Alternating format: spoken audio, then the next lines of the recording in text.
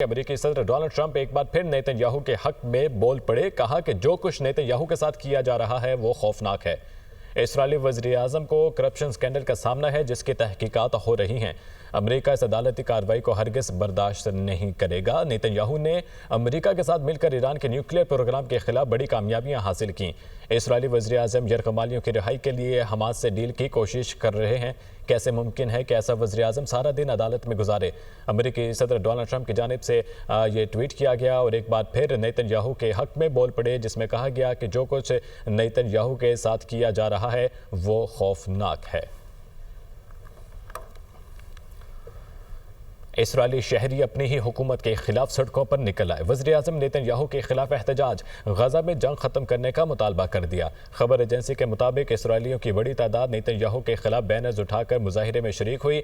Hamas के साथ मुआहिदा करके यरगमालियों की रिहाई का भी मुतालबा दोहरा दिया।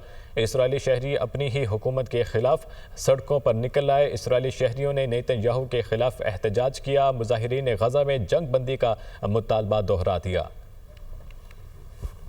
डोनाल्ड ट्रंप की क़यादत में मशरिक़ वसता का नक्शा बदल चुका। ईरान जौहरी हथियार नहीं रख सकता। खित्ते में अमन के लिए मुज़ाकरात जारी रहेंगे। तर्जुमान अमेरिकी वज़ारत ख़ारजा टैमी ब्रूस कहती हैं कि डोनाल्ड ट्रंप मशरिक़ वसता में नस्लों से जारी खून खराबे हिकमत अमली से ख़त्म करना चाहते हैं। सदर ट्रंप की कामयाबी खित्ते की हिमायत में है। डोनाल्ड ट्रंप की क़यादत में मशरिक़ वसता का नक्शा बदल चुका। ईरान जौहरी हथियार नहीं रख सकता। तर्जुमान अमेरिकी वज़ारत ख़ारजा। ईरान ने आलमी एटॉमिक एनर्जी एजेंसी के डायरेक्टर जनरल पर जौहरी तंसीबात के दौरे पर पाबंदी लगा दी। राफेल ग्रोसी ईरान की जौहरी तंसीबात वाले मुकामात का दौरा नहीं कर सकेंगे। ईरानी पार्लियामेंट के वाइस स्पीकर का इसराइली हमलों में शहीद होने वाले आला फौजी हुकाम और जौहरी साइंसदानों की तदफीन के दौरान ऐलान। खबर एजेंसी के मुताबिक IAEA ने हसास मालूमात इसराइल को लीक की। ईरान ने न्यूक्लियर साइट से UN के कैमरे भी हटा दिए। इसराइली फौज का 7 अक्टूबर को हमला करने की मनसूबाबंदी करने वाले हमास रहनुमा को शहीद करने का दावा। सिहोनी फौज के मुताबिक हमास रहनुमा मोहम्मद ईसा अलीसी को साबिरा के नवाही इलाके में शहीद किया गया। अलीसा को हमास के बानियों में से शुमार किया जाता था। अलीसा हमास के जंगजू विंग के सपोर्ट हेडक्वार्टर्स के सरबराह थे। 7 अक्टूबर को इसराइल पर हमला करने की मनसूबाबंदी करने वाला हमास रहनुमा मारा गया। हमास रहनुमा मोहम्मद ईसा साबिरा के नवाही इलाके में शहीद किया गया। इसराइली फौज की जानिब से दावा किया जा रहा है। कातिल इसराइली फौज निहत्ते फ़लस्तीनियों पर बमबारी से बाज न आई। 24 घंटों में मजीद 72 फ़लस्तीनियों को शहीद कर दिया। गजा के इलाके तफाह में बम बरसाए। खबर एजेंसी के मुताबिक 9 बच्चों समेत 20 फ़लस्तीनी शहीद, 1 को जिंदा निकाल लिया गया। जनीन में भी फौजी ऑपरेशन जारी। इसराइली फौज का जनूबी लबनान पर भी हमला। 2 शहरी शहीद, मुतादिद जख्मी हो गए। कातिल इसराइली फौज निहत्ते फ़लस्तीनियों पर बमबारी से बाज न आई। इसराइल ने जब मुझे निशाना बनाया तो मैं नींद की हालत में था। मोबाइल मेरे पास से नीचे ज़मीन पर पड़ा हुआ था। इसराइली हमले में बच जाने वाले ईरानी सुप्रीम लीडर के सीनियर मुशीर अली शमखानी की सहाफ़ी से गुफ्तगू। बोले, मेरी फैमिली मुझसे अगले कमरे में मौजूद थी। इसराइली हमले के बायस छत का मलबा मेरे ऊपर आ गिरा। तकरीबन 3 घंटे मलबे के नीचे रहा और फजर की नमाज भी वहीं अदा की। इसराइल से जंग, ईरान के शहीद आला अस्करी कमांडर्स और शहरियों की नमाज जनाजा अदा कर दी गई। नमाज जनाजा में हुकूमती एहलकार, अस्करी क़यादत और हज़ारों शहरियों ने शिरकत की। ईरानी सदर मसूद पज़ेश्कियान भी हज़ारों सोगवारों में शामिल थे। ईरानी मीडिया के मुताबिक तेहरान में आला अस्करी कमांडर समेत 60 शहदा की नमाज जनाजा अदा की गई। शहदा की मैयतों को ईरान के कौमी परचम में लपेटा गया। ईरानी परचम थामी अवाम ने शहदा को खराज अक़ीदत पेश किया। शुरका फ़र्त जज्बात से शहदा के ताबूतों को छूते और चूमते रहे। ईरान इसराइल जंग बंदी के बाद आला कमांडर्स की पहली अवामी तदफीन की तकरीब थी। शहदा में मेजर जनरल मोहम्मद बाकरी, कमांडर जनरल हसैन सलामी और जौहरी साइंसदान मोहम्मद मेहदी तेहरानची भी शामिल हैं। ईरानी वजारत सेहत के मुताबिक ईरान इसराइल जंग में 610 अफराद शहीद, 4700 जख्मी हुए। और अब कुछ आगे बढ़ते हुए बात करें कि मुल्क के बेशतर इलाकों में ज़लज़ले के झटके, ज़लज़ले की शिद्दत 5.5 रिकॉर्ड की गई। जर्मन रिसर्च सेंटर के मुताबिक ज़लज़ले की गहराई 10 किलोमीटर रिकॉर्ड की गई। मुल्क के बेशतर इलाकों में ज़लज़ले के शदीद झटके महसूस किए गए। 5.5 रिकॉर्ड की गई है और इसकी जो किलोमीटर है, इसकी गहराई 10 किलोमीटर तक बताई जा रही है जर्मन रिसर्च सेंटर के मुताबिक।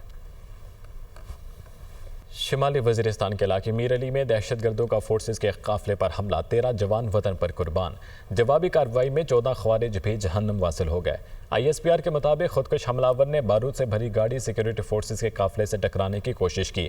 अगली गाड़ी में मौजूद जवानों ने बरवक्त कार्रवाई करते हुए हमले को नाकाम बनाने की कोशिश की। नाकामी पर ख्वारिज ने बारूद से भरी गाड़ी फोर्सेस की दूसरी गाड़ी। शुमाली वजीरिस्तान के इलाके मीर अली में दहशतगर्दों के हमले में 13 जवान शहीद। जवाबी कार्रवाई में 14 खवारिज जहन्नुम वासिल। ISPR के मुताबिक भारत की सरपरस्ती में काम करने वाले दहशतगर्द गिरोह फितनतुल खवारिज ने मीर अली में सिक्योरिटी फोर्सेस के काफिले पर एक बुज़दिलाना हमला किया। खुदकुश हमला आवर ने बारूद से भरी गाड़ी सिक्योरिटी फोर्सेस के काफिले से टकराने की कोशिश की। ताहम अगली गाड़ी में मौजूद जवानों ने बरवक्त कार्रवाई करते हुए हमले को नाकाम बनाने की कोशिश की।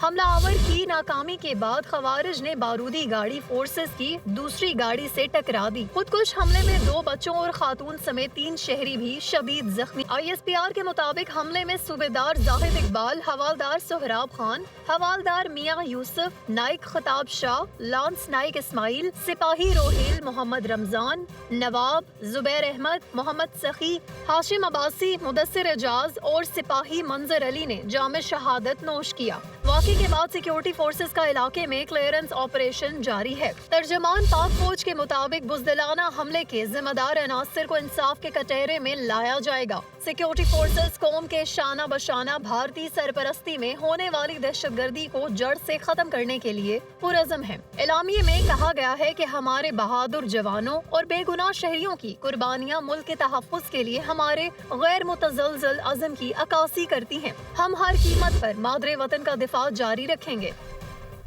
पूरी कौम दहशतगर्दी के खिलाफ मुत्तहिद है। खित्ते में दहशतगर्दी के असल चेहरे को दुनिया के सामने बेनकाब किया जाएगा।